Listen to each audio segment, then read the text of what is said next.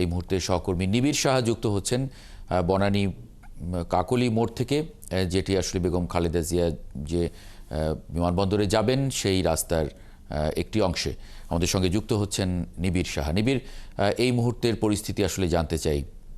মাহবুব, আসলে সন্ধ্যার পর থেকে কিন্তু আমরা দেখছি যে আসলে বিএনপির নেতাকর্মীদের কিন্তু যে ঢল সেটি কিন্তু আসলে কাকলি মোড় থেকে শুরু হয়েছে। এই মুহূর্তে আমার পেছনে যদি দেখায় যে আসলে পেছনে কিন্তু কাকলি মোড়, সেই কাকলি মোড় থেকে কিন্তু যে নেতাকর্মীদের যে রাস্তার পাশে তারা যে ঢল, তারা তাদের দলীয় চেয়ারপারসন বেগম খালেদা জিয়া সুচিকিৎসার জন্য দেশের বাইরে যাচ্ছেন আজকে, এবং সেজন্য কিন্তু আসলে তারা দলীয় প্রধানকে কিন্তু আসলে বিদায় জানাতে তারা এখানে সমবেত হয়েছেন। এবং ঘড়ির কাঁটা বলছে আর ঠিক 15 মিনিট পরেই কিন্তু আসলে বেগম খালেদা জিয়াকে বহনকারী যে গাড়িবহর সেটি কিন্তু আসলে তার গুলশানের যে বাসা ফিরোজা, সেই ফিরোজা থেকে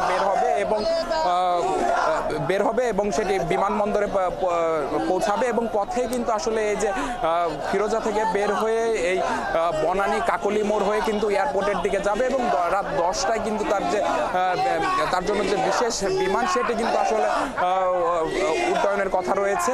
তো এখানে কিন্তু নেতাকর্মীদের যে ঢল সেটি কিন্তু আসলে কাকলি মোড় থেকে বলা যায় যে আর্মি স্টেডিয়াম পর্যন্ত পৌঁছে গেছে, এবং সবার মধ্যে কিন্তু এক অন্যরকম উচ্ছ্বাস কাজ করছে। সবাই কিন্তু স্লোগান দিচ্ছেন এবং সবাই কিন্তু একটি কথাই বলছেন যে আসলে দীর্ঘদিনের কিন্তু সংগ্রাম শেষে বেগম খালেদা জিয়া তিনি কিন্তু আসলে সুচিকিৎসার জন্য দেশের বাইরে যাচ্ছেন, এবং এটিকে তারা সাধুবাদ জানিয়েছেন। পাশাপাশি তিনি সুস্থ হয়ে দেশে ফিরবেন এবং তার সঙ্গে ভারপ্রাপ্ত চেয়ারম্যান জনাব তারেক রহমান তিনিও কিন্তু দেশে ফিরবেন বলে তারা আশা করছেন। এবং দেশে ফিরেই কিন্তু আসলে বেগম খালেদা জিয়া রাষ্ট্র ক্ষমতায় একটি অংশ হবেন বলে তারা বলছেন। এবং তারা বলছেন যে আসলে বেগম খালেদা জিয়া অতীতেও যেমন দেশ ও মানুষের কথা ভেবেছে, তিনি বর্তমানেও ভাবছেন, এবং তিনি ভবিষ্যতে সুস্থ হয়ে এসে আরো নতুন পরিসরে কিন্তু আসলে দেশ ও মানুষের, দেশ ও জাতির কথা ভাববেন বলে তারা বলছেন। এবং এই মুহূর্তে যদি বলা যায় যে আসলে এই পুরো